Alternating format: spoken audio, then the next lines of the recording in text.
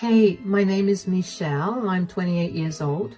In the last few months, I found out what the true colors of my husband were. They weren't very pretty. Let me start by telling you about him.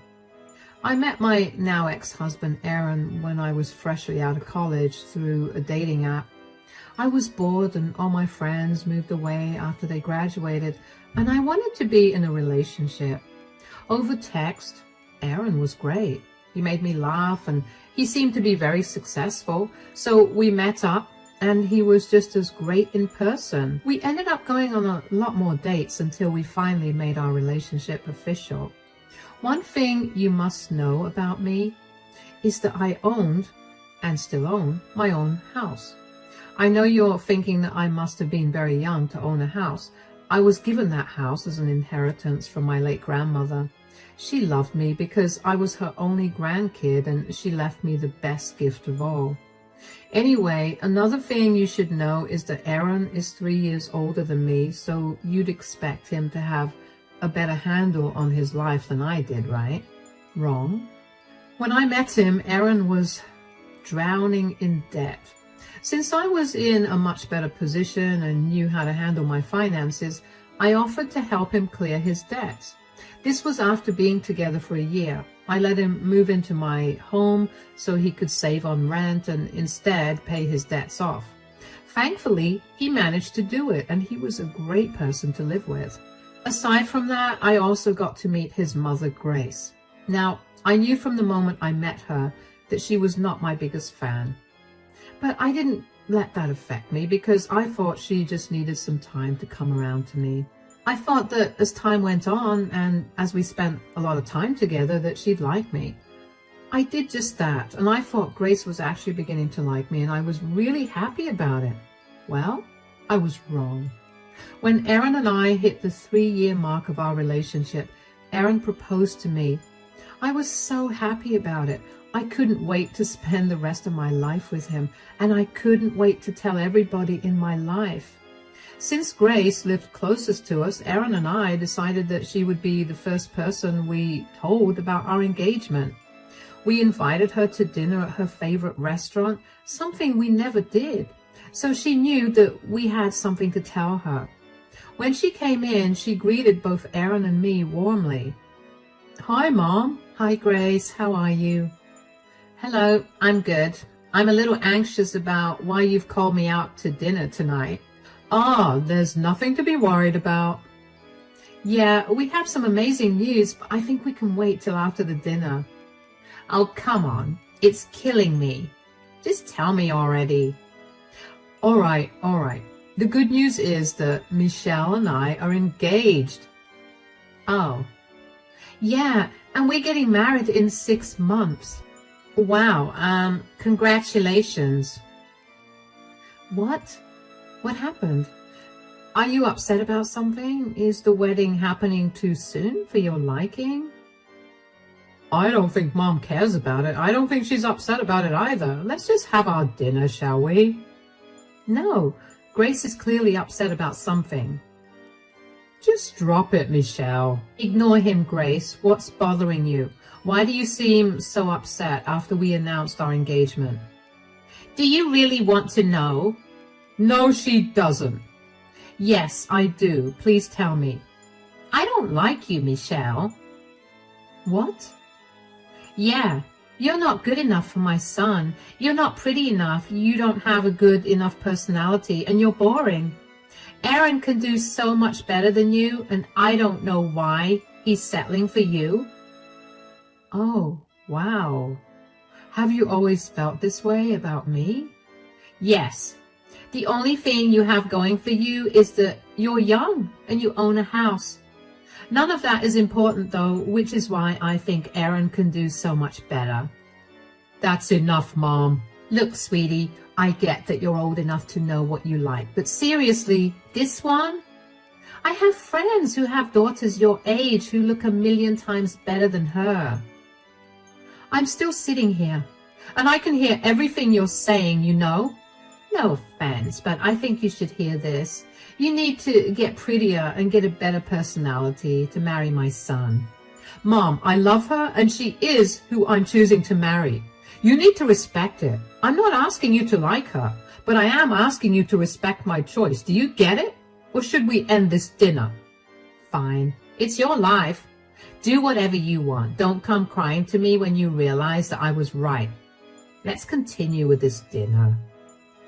You know what?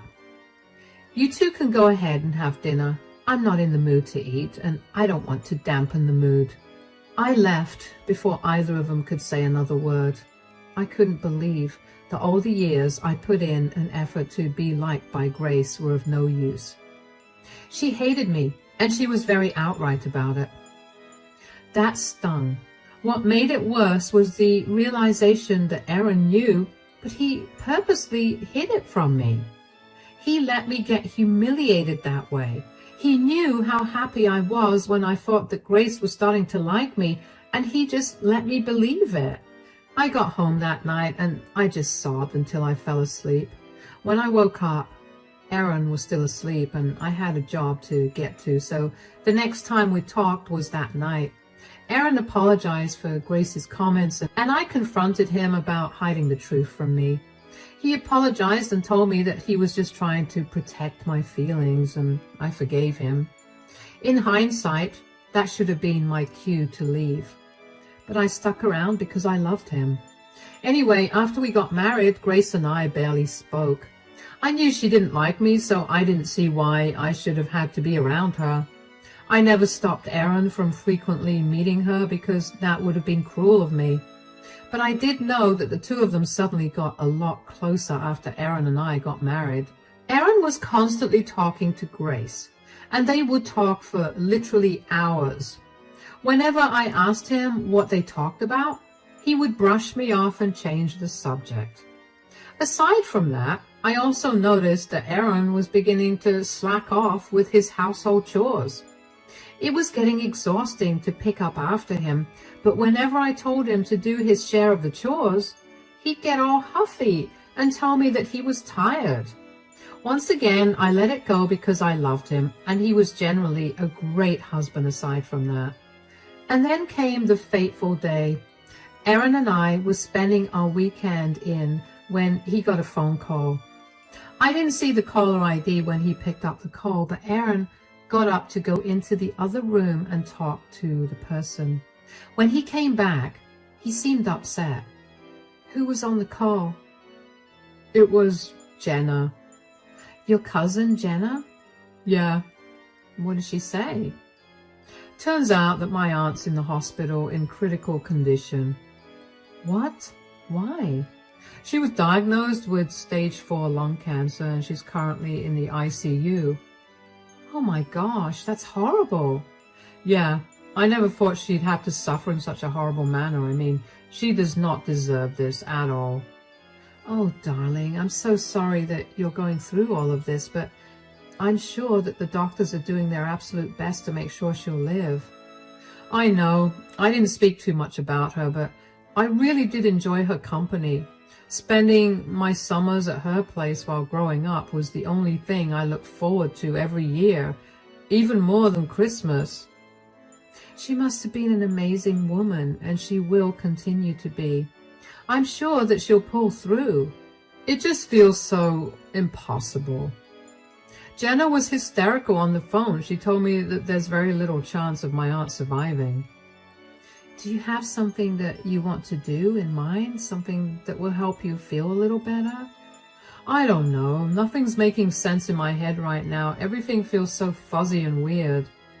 I get that. Being in the unknown about an important situation is a very uneasy feeling. How about you talk to your mother? Oh God, I didn't even think about what my mother must be going through. The two of them were thick as thieves. There was not a single thing these two didn't do together when we lived closer. Oh no. Why don't you invite Grace over and the two of you can figure out what you want to do? I'll take care of everything else. Are you sure that's okay? I know you don't necessarily have the best relationship with my mom. Of course, I'm sure it's okay. I know that I don't have a good relationship with Grace, but I also know that I won't be able to provide you the same kind of comfort that Grace will. I didn't know your aunt well enough to be able to share your grief. Your mom can do that for you. Thank you for being there for me, darling. Of course. Now, call Grace. If she needs me to pick her up, I'll do that too. Just because Grace and I didn't have a great relationship, I didn't see why I had to be a monster towards her, so I let her stay with us. I picked her up and helped her settle into our place. I didn't know much about Erin's aunt, Jane, but I knew that she was very loved by both Grace and Erin because they both seemed hollow after they heard the news. On the first 2 nights of Grace staying with us, I left Grace and Erin alone. The 2 of them kept to themselves and barely spoke when I was around. At night, they'd spend hours talking in Erin's office. I thought that they were trying to figure out what they wanted to do, and also talking about how they would deal with things if Aunt Jane's health went south. So I let them have their space. The next night, over dinner, I decided to break the silence and ask them if they had made any plans. So, have you guys decided on what you want to do?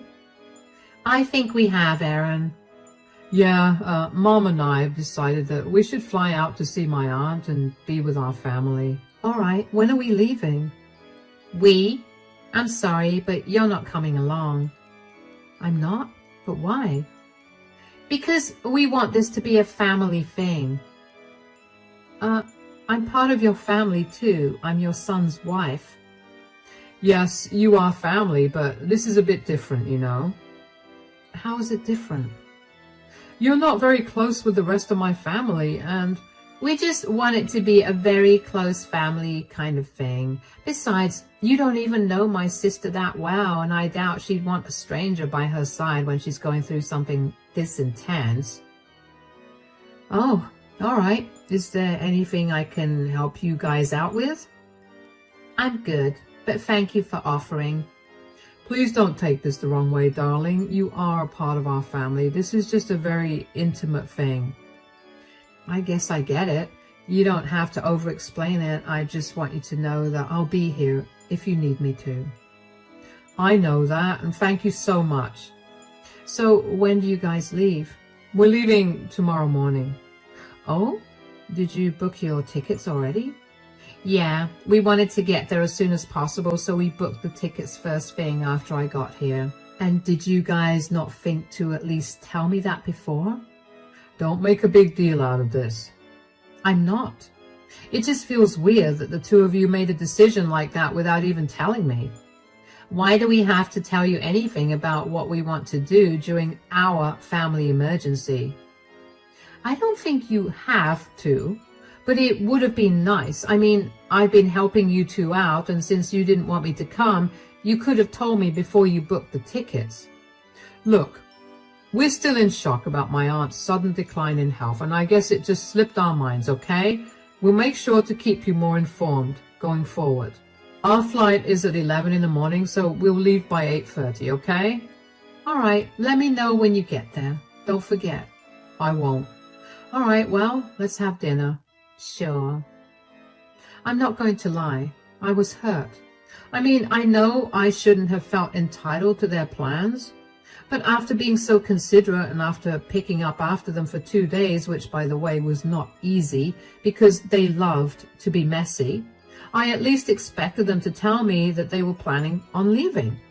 But like every time, I let it go. I wished both of them a safe journey the next day, and I reminded Erin to text me when he reached there. I got a text about 3 hours later telling me that they'd reached, and then after that, I could not get in touch with Erin or Grace at all. Both of their calls went to voicemail, and my texts were left undelivered. By nighttime, I was very worried, but I decided to sleep because I figured they were probably busy getting along with their family. The next day, I waited until the afternoon to try again, and it was the same thing. I was really freaking out. I took the rest of the day off from work and made my way back home. At home, I found a book of contact numbers in Erin's desk drawer, so I called Aunt Jane, but her daughter Jenna picked up. Hello? Hi, it's Michelle. Is this Jenna? Yes. Hi, Michelle. How are you? Everything all right? Yes, everything's fine here. What about you? How are you doing after, you know? Oh, that's very sweet of you to ask. Mom had been suffering for too long, so I guess I'm not even that upset that she's gone now. It's a good thing because at least this way Mom's not in pain anymore. Gone? What do you mean? I thought she had only just got diagnosed with cancer. What? No, my mom got diagnosed with cancer 6 months ago and she passed away 3 days ago. Oh my gosh, I'm so sorry for your loss. It's all right. Like I said, it's a lot better this way. Past few days have been a bit hectic because of the funeral and all, but it's okay. Is there anything I could do to help you out? No, but thank you for the offer. Surprisingly, Aunt Grace didn't come though. Wait, what? Yeah, you'd expect the one person my mom loved the most to be there, but I guess Aunt Grace had other things to do. What are you talking about? Aaron and Grace just left this morning to be there. They told me they had reached. Okay, I think something's going on here because I can promise you that neither of them are here. I would know. This is a small town and everyone knows everyone, so I would have heard from at least someone that the two of them are here. But why would they lie about something so horrible? You know, in the last 3 or 4 years, my mom and Auntie Grace had a bit of a falling out. Mom never told me why, but I'm going to guess it's related to them lying to you. They had a falling out? Oh yeah. Auntie Grace came over one day when she was in town for their usual tea time, and then they got into a huge argument. I was out at the time, but when I got back home, my mom was calling Auntie Grace a pathetic, manipulative homewrecker. I had no idea what that meant, and my mom was in no mood to talk about it after.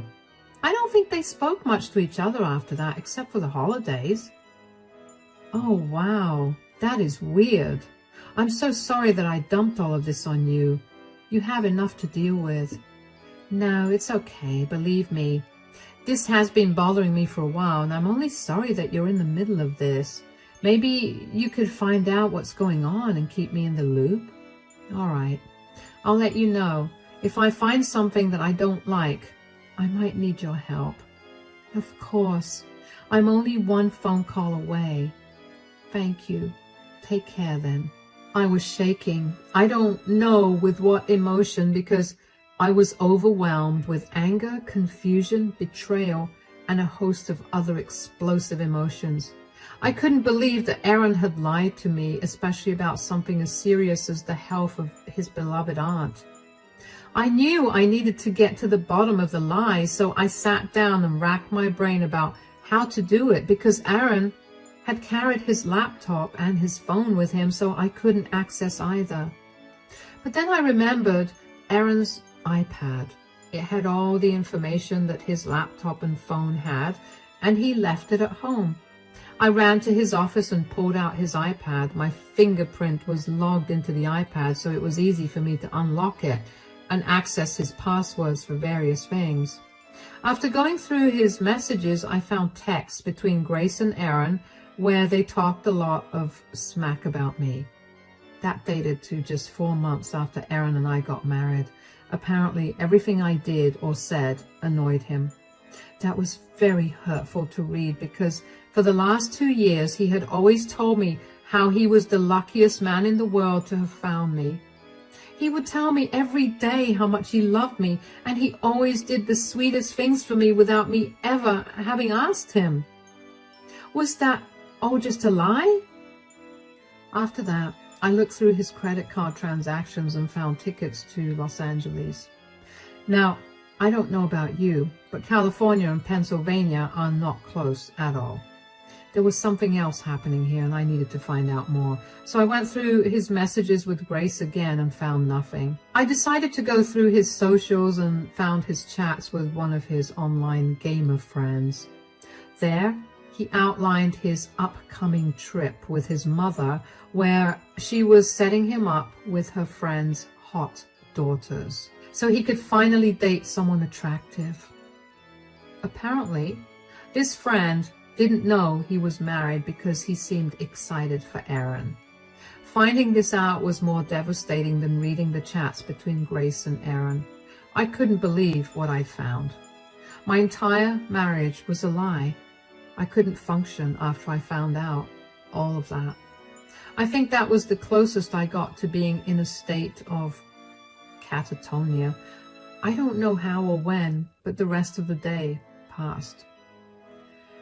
The next morning, when I woke up, I decided I was not going to wallow in my grief. Instead, I was going to take revenge and teach both of them a lesson for being so disgusting. The very first thing I did was file for a divorce. Next thing I did was find the recording of Aaron telling me that his aunt was in critical condition at the hospital. I had security cameras all over my house because I was a single lady living in a house, so I had them installed in the common areas as well for added protection. I also grabbed the clip of Aaron and Grace telling me that they were flying back home to be with their family. I then took screenshots of Aaron's chats with Grace and his gamer friend. I made a file of it all, and I sent it to Jenna. I called her after and explained what had happened, and she was furious, not only for me, but also that they would use her mother's name to help Aaron cheat. We figured that Grace must have told Auntie Jane that she planned to separate Aaron and me by setting him up with someone else, and that was why the two of them had a falling out. Anyway, Jenna sent the files containing the evidence of Aaron's and Grace's disgusting behavior to the rest of the family, who she was sure was going to disown both of them.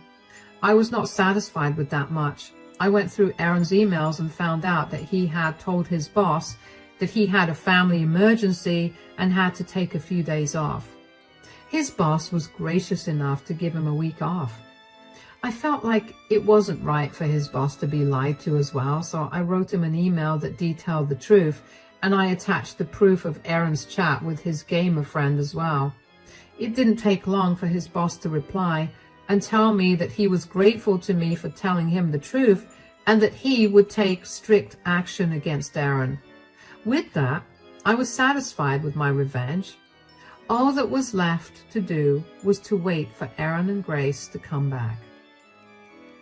They came back 3 days later, and by then they had faced the results of the revenge I had executed against them. I knew that because they stormed into the house and Grace yelled at me. "You jerk! What have you done?" "Welcome back, guys. How's Auntie Jane? I heard she was feeling a little cold on account of her being dead for the last week." "You're joking about my aunt's death. Do you know how insensitive you sound right now?"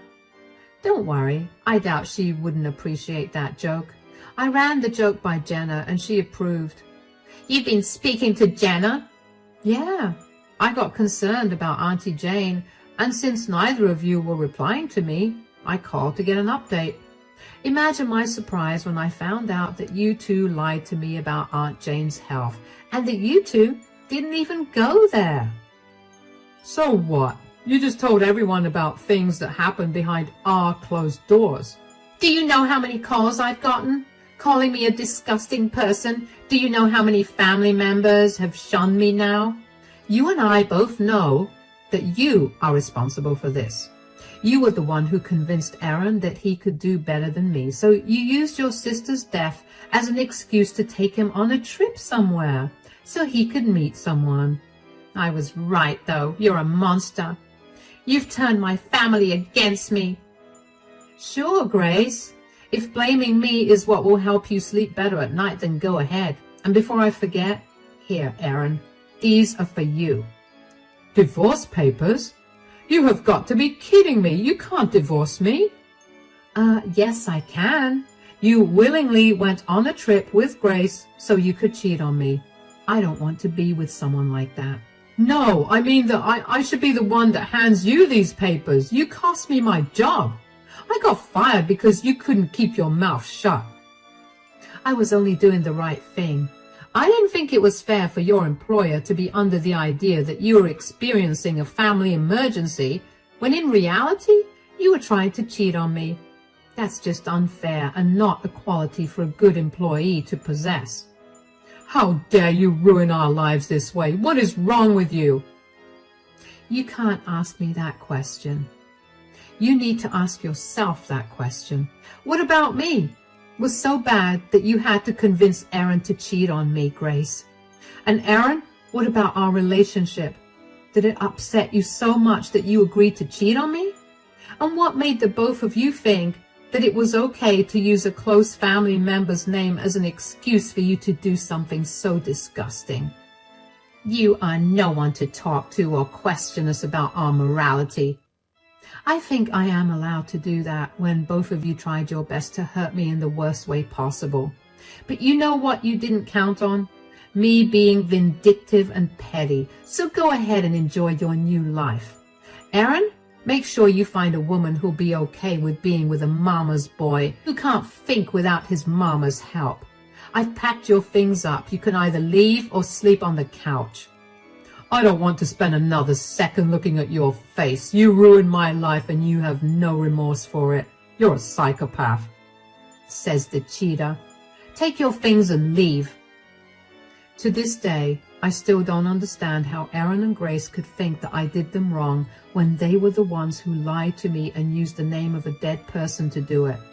But after that conversation, Aaron picked his things up in a huff and left. Grace sneered at me before she turned around and left too. Even though I wanted to change the locks to the house, I didn't want that to get in the way of the divorce, so I let it be. But Aaron didn't bother to reach out to me after that. The only way we communicated was through our lawyers. Other than the house, we had to divide the rest of our things. Aaron was not cooperative at all, and he fought for everything down to our snacks in the pantry. Yeah, Aaron thought it would be a better way to get back at me. I didn't mind it because I knew that it would hurt his pocket more than it would cause me mental anguish. But during the divorce, Jenna and I ended up talking a lot, and we got very close. So even though my marriage ended badly, I still got a friend out of the whole ordeal. She told me that the rest of her family was very shocked by Grace and Aaron's behavior. Turns out the whole family had various issues with Grace and Aaron, but only remained close out of obligation because they knew that if they ostracized either of them, Auntie Jane would also leave because she would not leave her sister's side.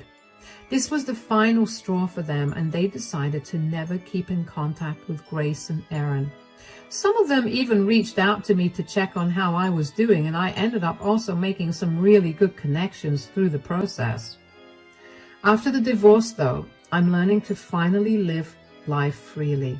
I no longer have to deal with the anxiety of having someone blatantly dislike me for stupid reasons, and I didn't have to pick up after a man-child. I know that the divorce ate through almost all of Aaron's savings only because I knew how much he had saved. Aaron had at best another month to find a job, and in today's economy, I wondered how he'd accomplish that. Not my problem, though, and for now, I want to enjoy my newfound freedom. Thank you so much for listening to my story.